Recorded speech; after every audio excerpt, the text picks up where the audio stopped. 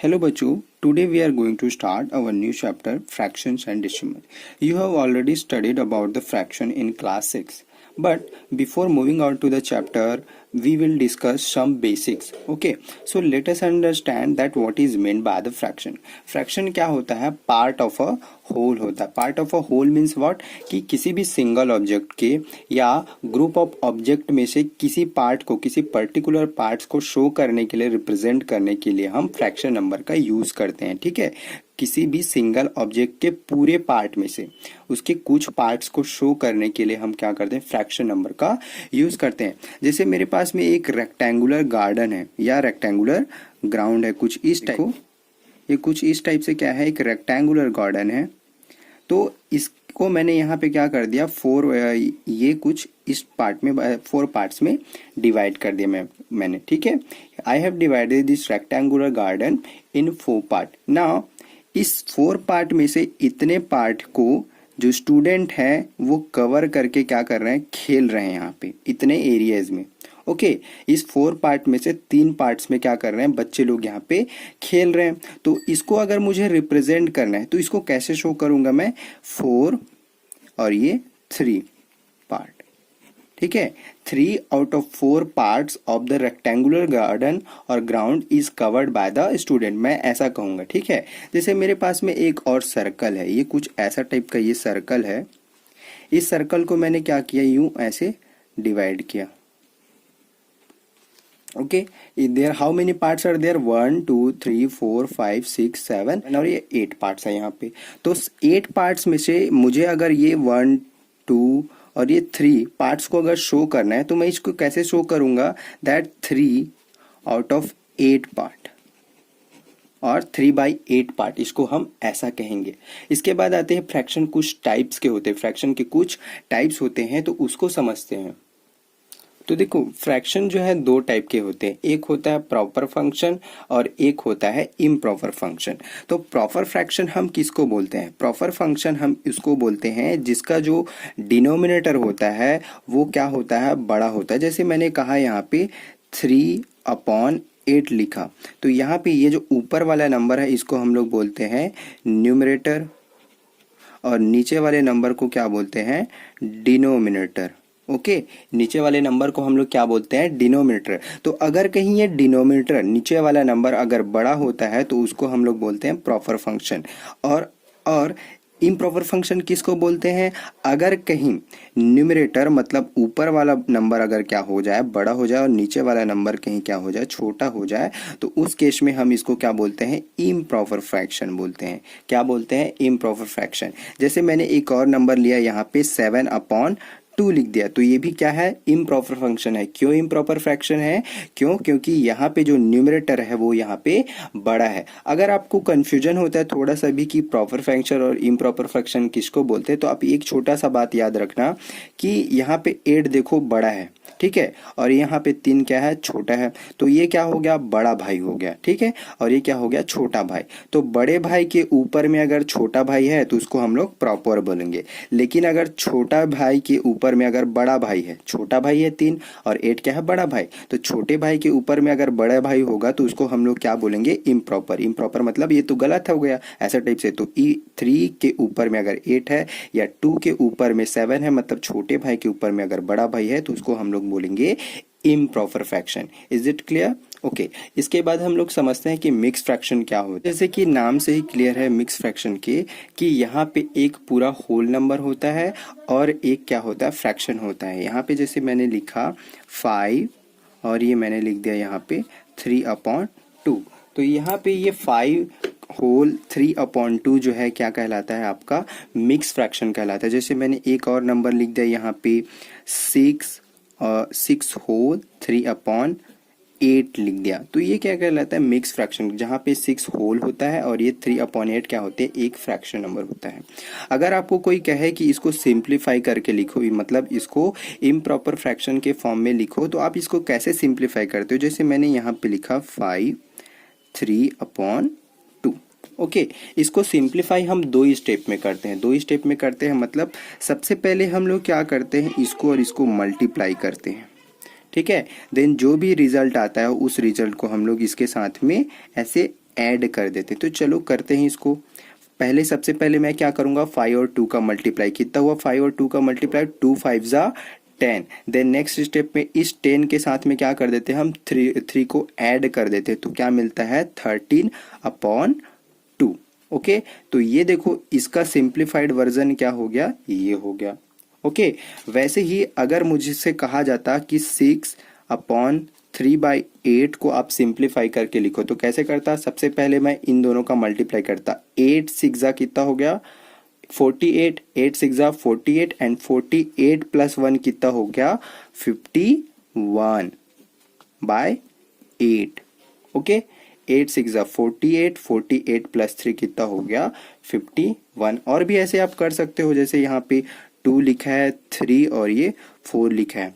तो 4 2 8, 8 एंड 3 कितना हो गया 11/4। तो ये कुछ तरीके होते हैं जिससे आप क्या कर सकते हो, मिक्स फ्रैक्शन को सॉल्व कर सकते हो। ओके, तो इसके बाद हम समझते हैं कि किसी भी फ्रैक्शन नंबर को हम लोग ऐड कैसे करते हैं, उनका एडिशन कैसे होता है। फ्रैक्शन नंबर के एडिशन को हम दो पार्ट्स में समझेंगे। एक पार्ट में रहेगा हमारा लाइक फ्रैक्शन को कैसे ऐड करते हैं, दूसरे में हम ये समझेंगे कि अनलाइक फ्रैक्शन जो होते हैं उनको ऐड करने के क्या तरीके हैं। तो लाइक फ्रैक्शन हम किसको बोलते हैं, ऐसा फ्रैक्शन जिसके डिनोमिनेटर जो होते हैं वो क्या होते हैं, सेम होते हैं। तो ऐसे टाइप के फ्रैक्शन को हम क्या बोलते हैं, लाइक फ्रैक्शन बोलते हैं। जैसे मैंने यहाँ पे एक फ्रैक्शन लिखा 3/8 लिखा, और एक दूसरा फ्रैक्शन लिखा मैंने यहाँ पे 7/8 लिखा।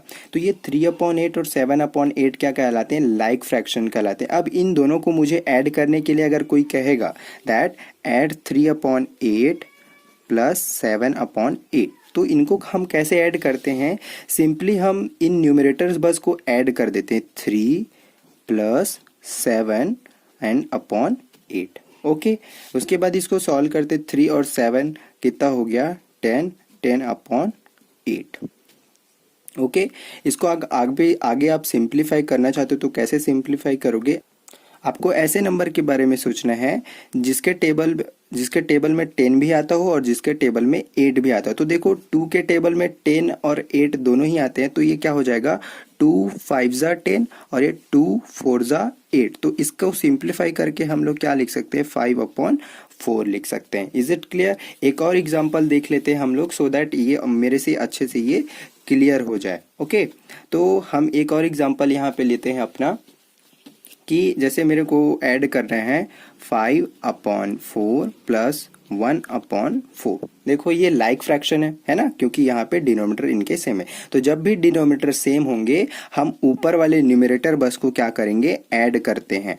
5 + 1 और ये एक बार इसको क्या लिखेंगे, 4 को लिखेंगे। तो 5 + 1 क्या हो गया, देखो 6 हो गया, और 4। इसको सिंप्लीफाई करने के लिए फिर से वही चेक करेंगे कि ऐसे नंबर का टेबल पढ़ेंगे जिसके टेबल में 6 भी आता हो और 4 भी आता हो। तो 2 3 जा 6 एंड 2 2 जा 4, तो ये 3/2 हो गया। इसको हम लोग कैंसिल करना कहते हैं। ठीक है, कोई भी कभी भी ऐसा नहीं करेंगे कि जैसे कई बार हमसे गलती ये हो जाती है कि हम लोग इनको ऐड करने के लिए कहते हैं, कोई तो 5 और 1 को ऐड कर देते हैं, 6 लिख देते हैं, और 4 को ऐड करके 8 कर देते हैं। तो ऐसा नहीं करना है, ऐसा नहीं होता है। Is it clear.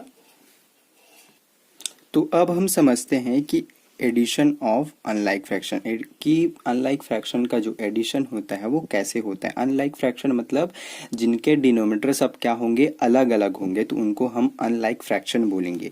जैसे अगर मेरे से कोई कहता है कि 1/2 और 1/3 को ऐड करो, ठीक है, तो ऐसे टाइप के नंबर को जनरली ऐड करने के दो तरीके यहाँ पे हम लोग क्या करेंगे, डिस्कस करेंगे। दोनों ही तरीके से मैं आपको इसको ऐड करके दिखाऊंगा, सो दैट आपको दोनों ही तरीके का क्या हो जाए, नॉलेज हो जाए। तो सबसे पहला तरीका हम लोग इसमें देखते हैं, क्रॉस मल्टीप्लाई वाला तरीका। क्या होता है क्रॉस मल्टीप्लाई वाला मेथड, उसको देखते हैं। तो अगर मैंने यहाँ पे 1/2 और 1/3 को ऐड करने के लिए कहा गया, तो सबसे पहले मैं क्या करता हूँ, ये 1 और 3 का मल्टीप्लाई करता हूँ। क्या करेंगे, 1 और 3 का मल्टीप्लाई करेंगे तो कितना आएगा, 3 आएगा। ठीक है, उसके बाद हम लोग किसका मल्टीप्लाई करेंगे, 2 का 1 के साथ मल्टीप्लाई करेंगे तो कितना आएगा, 2 आएगा। ये बीच में हम क्या साइन लगाएंगे, यहाँ पे जो भी साइन रहेगा उसको हम लोग यहाँ पे लगाएंगे। 2 का 1 के साथ मल्टीप्लाई किया, 2 1 जा 2 आया। फिर 3 का 2 के साथ मल्टीप्लाई करोगे, यहाँ पे ऐसे अपॉन का साइन लगाओगे। 2 का 3 के साथ मल्टीप्लाई करोगे, कितना आएगा 6 आएगा। और ये यहाँ पे कितना आ गया 3 + 2 कितना हो गया 5 / 6। तो ये आपका क्या है आंसर है। ये वाला जो तरीका है वो हर जगह एप्लीकेबल है। आप किसी भी टाइप के नंबर को, किसी भी अनलाइक फ्रैक्शन को ऐड करने के लिए ये तरीका क्या कर सकते हो, यूज कर सकते हो।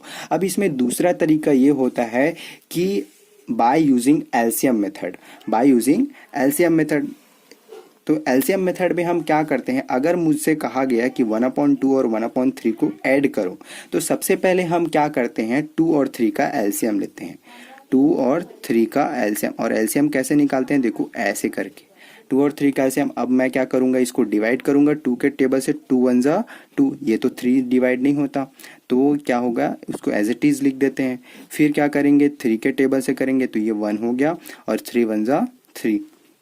ओके, अब क्या करेंगे, इसका जो एलसीएम होगा वो क्या होगा 2 × 3। ये वाला 2 और ये वाला 3 को लिखते हैं 2 × 3, मतलब कितना आ गया इसका एलसीएम 6 आ गया।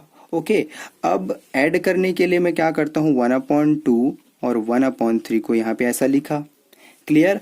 अब यहाँ पे हम ये सोचते हैं कि ये 2 में ऐसे कौन सा नंबर का मल्टीप्लाई करूं कि ये 6 बन जाए। ओके, ये वाले 6 को ध्यान में रखते हुए ऐसा कहेंगे, यहाँ पे ऐसे कौन सा नंबर का मल्टीप्लाई करूं कि ये 6 बन जाए। तो यहाँ पे क्या नंबर का मल्टीप्लाई करेंगे हम लोग, यहाँ पे हम लोग 3 का मल्टीप्लाई करेंगे। यहाँ पे ऐसे 3 का मल्टीप्लाई करेंगे, तो यहाँ डिनोमिनेटर में 3 का मल्टीप्लाई करेंगे, तो ऊपर न्यूमरेटर में भी 3 का मल्टीप्लाई करेंगे। तो ये 1 का 3 के साथ मल्टीप्लाई होगा तो कितना बन जाएगा 3 बन जाएगा। ओके, उसके बाद हम लोग यहाँ पे आएंगे, इस 3 पे क्या मल्टीप्लाई करें कि वो 6 बन जाए। तो यहाँ पे क्या मल्टीप्लाई करना पड़ेगा 2 का मल्टीप्लाई करना पड़ेगा, और अगर यहाँ 2 का करूंगा तो यहाँ पे भी 2 का करना पड़ेगा। तो 1 का 2 के साथ मल्टीप्लाई हुआ तो क्या आ जाएगा 2 1 जा 2 आ गया। ओके, अब यहाँ पे हम लोग क्या लिख देंगे, जो भी एलसीएम है हमारा उसको यहाँ पे ऐसे 6 लिख देंगे। क्लियर, ये समझ में आया। एक बार और रिपीट कर लेते हैं। 2 का 3 के साथ मल्टीप्लाई किया तो यहाँ पे भी 3 का मल्टीप्लाई करना पड़ेगा। तो 1 का 3 के साथ किए तो क्या हो गया 3 1 जा 3 हो गया। 3 का 2 के साथ यहाँ पे किया तो यहाँ पे भी क्या करना पड़ेगा 2 का करना पड़ेगा, तो इसका साथ मल्टीप्लाई किया तो ये 2 आ गया। फिर 3 और 2 को सॉल्व करेंगे तो यहाँ पे क्या बन जाएगा हमारा 5/6 आ जाएगा। क्लियर है। तो ये मेथड आपको ध्यान रखना है, दोनों ही मेथड से आपका जो आंसर है वो सेम आएगा। आप किसी भी मेथड को यूज करने के लिए फ्री हो, आपका जो भी मन करे उस मेथड का यूज कर सकते हो। ओके, इसके बाद हम एक और एग्जांपल देख लेते हैं, सो दैट ये जो हमने अभी तक पढ़ा है वो अच्छे से और क्लियर हो जाए। जैसे मैंने यहाँ पे एक नंबर लिख दिया 3 + 1/7। देखो यहाँ पे 3 क्या है, फ्रैक्शन नंबर नहीं है, यहाँ पे 3 क्या है, होल है, होल प्लस फ्रैक्शन है यहाँ पे।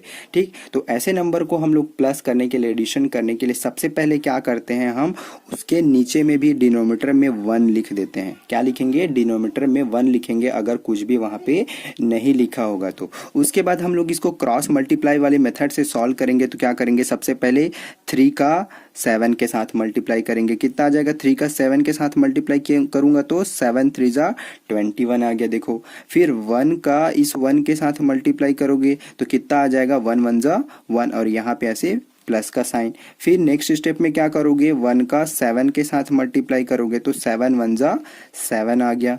क्लियर।